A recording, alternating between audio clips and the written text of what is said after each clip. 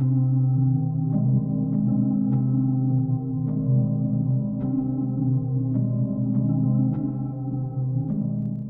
Surabaya, sebuah boneka tua menjadi saksi bisu dari peristiwa-peristiwa aneh. Boneka itu tidak hanya diam, ia berbisik. Apa sebenarnya rahasia di balik boneka ini?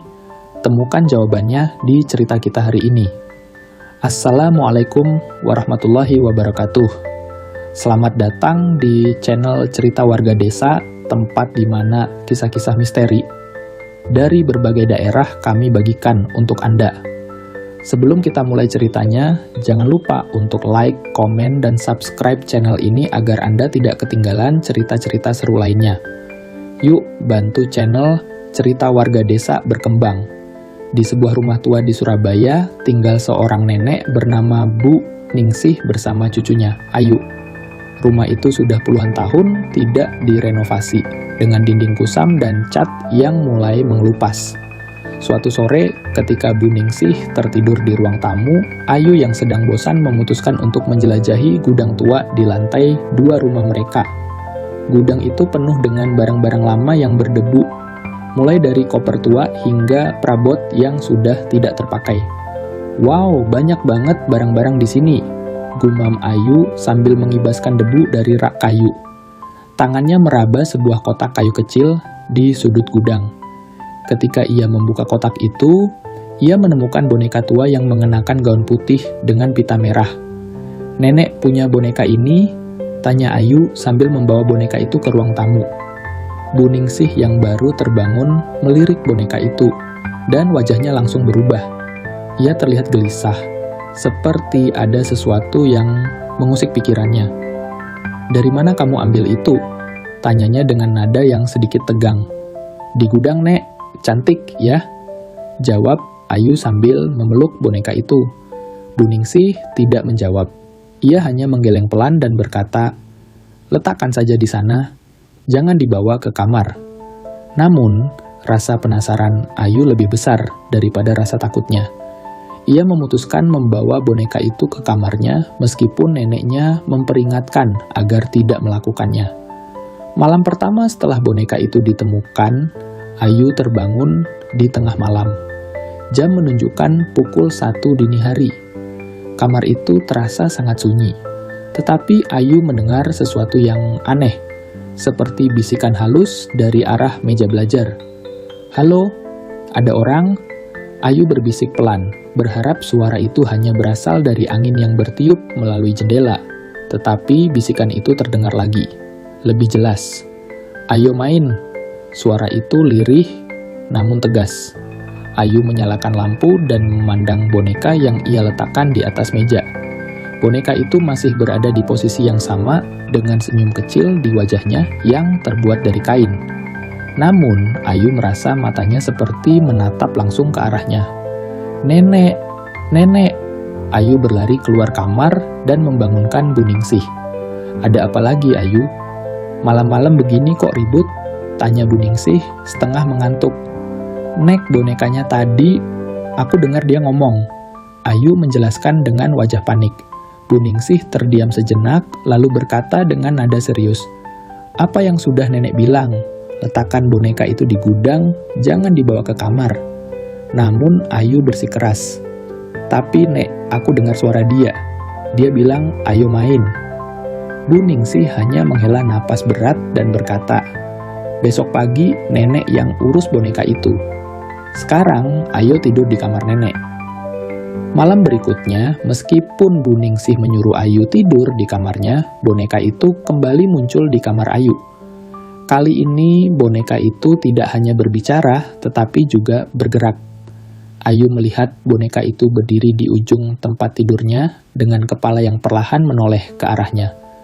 "Kembalikan aku ke tempatku," kata boneka itu dengan suara yang menyeramkan. Ayu menjerit keras, hingga Bu Ningsih segera berlari masuk ke kamar. "Ayu, apalagi sekarang?" tanya Bu Ningsih dengan nada tegas. "Nek, bonekanya, dia berdiri di sana." Ayu menunjuk ke sudut kamar, tetapi boneka itu sudah kembali ke posisi semula di atas meja. Bu Ningsih menggelengkan kepala sambil berbisik pelan, "Sudah cukup. ia mengambil boneka itu dan membawanya ke ruang tamu. Setelah meletakkan boneka di atas meja, ia menatap Ayu dengan pandangan serius. "Boneka ini bukan boneka biasa," kata Bu Ningsih akhirnya. "Boneka ini milik ibumu dan ada banyak kenangan yang seharusnya tetap terkubur bersama dia." Ayu yang masih terguncang mencoba memahami ucapan neneknya. Maksud nenek apa? Apa yang sebenarnya terjadi dengan boneka ini? Bu Ningsih menghela napas panjang. "Ada sesuatu yang perlu kamu tahu, tapi tidak sekarang. Besok kita akan bicarakan semuanya. Sekarang, ayo tidur." Keesokan paginya, setelah kejadian menyeramkan malam itu, Ayu duduk di meja makan dengan wajah pucat. Ia tidak bisa tidur sama sekali. Terus teringat suara boneka itu. Bu Ningsih yang duduk di seberangnya terlihat resah tetapi berusaha untuk tenang. "Nek, aku ingin tahu, apa sebenarnya yang terjadi? Kenapa boneka itu bisa berbicara?" tanya Ayu dengan nada penuh rasa ingin tahu. Bu Ningsih menghela napas panjang. "Boneka itu dulu milik ibumu, Ayu. Waktu kecil, dia sangat menyukai boneka itu. Bahkan dia sering bicara sendiri sambil bermain. Nenek kira itu hanya imajinasinya saja. Tapi ada hal aneh yang mulai terjadi." "Aneh? Seperti apa, Nek?" Ayu membelalakkan matanya. "Boneka itu sepertinya memiliki sesuatu yang tidak biasa. Ibumu sering mendengar suara bisikan, sama seperti kamu. Dia bilang boneka itu mengajaknya bermain, bahkan melindunginya dari teman-temannya yang suka mengejek. Tapi setelah itu, semuanya berubah," jelas Bu Ningsih dengan wajah serius. "Berubah bagaimana?"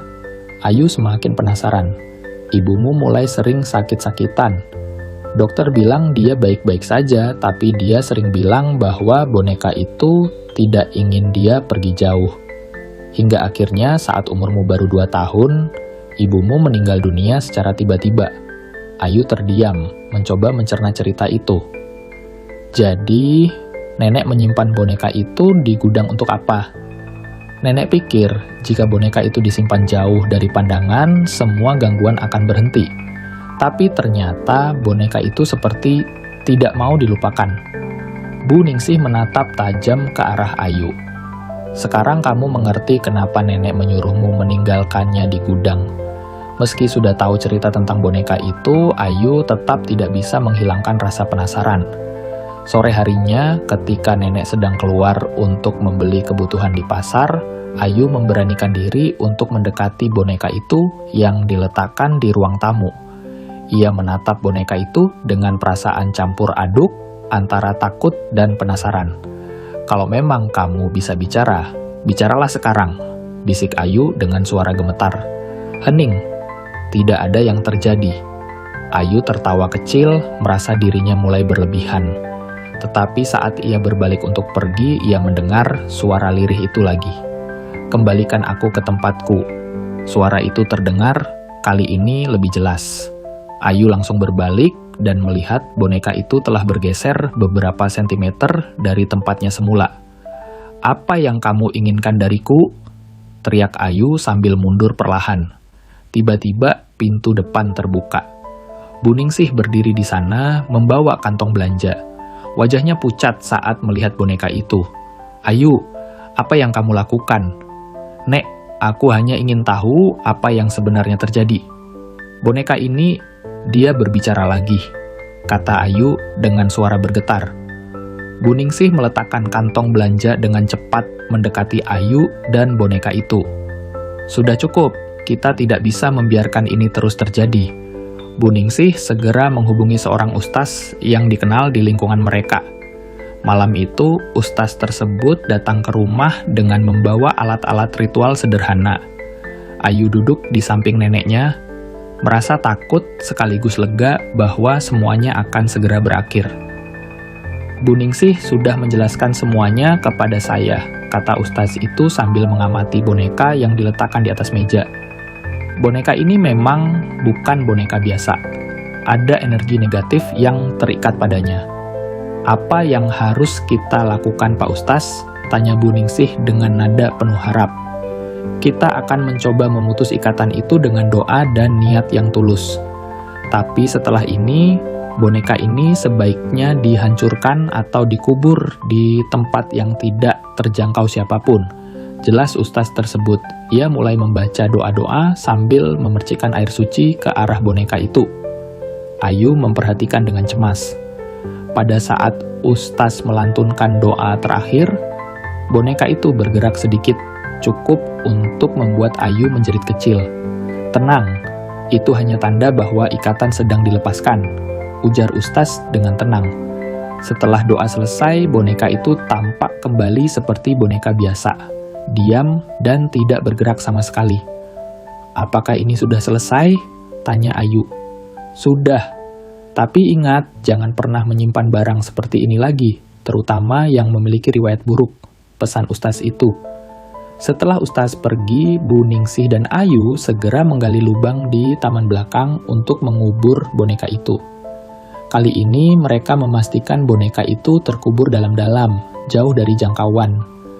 "Semoga ini menjadi yang terakhir kalinya kita berurusan dengan hal seperti ini," kata Bu Ningsih sambil menatap Ayu. Ayu mengangguk, tetapi pengalaman itu akan selamanya membekas di ingatannya. Masya Allah, kisah yang menyeramkan tapi juga mengandung pelajaran. Jangan lupa tuliskan sholawat di kolom komentar sebagai tanda cinta kita kepada Nabi Muhammad SAW. Semoga keberkahan selalu menyertai kita. Ingat ya teman-teman, cerita ini hanya fiksi belaka. Semua kejadian dan tokoh hanyalah hasil imajinasi semata. Sampai jumpa di cerita berikutnya, dan jangan lupa subscribe channel kami, Cerita Warga Desa. Wassalamualaikum warahmatullahi wabarakatuh.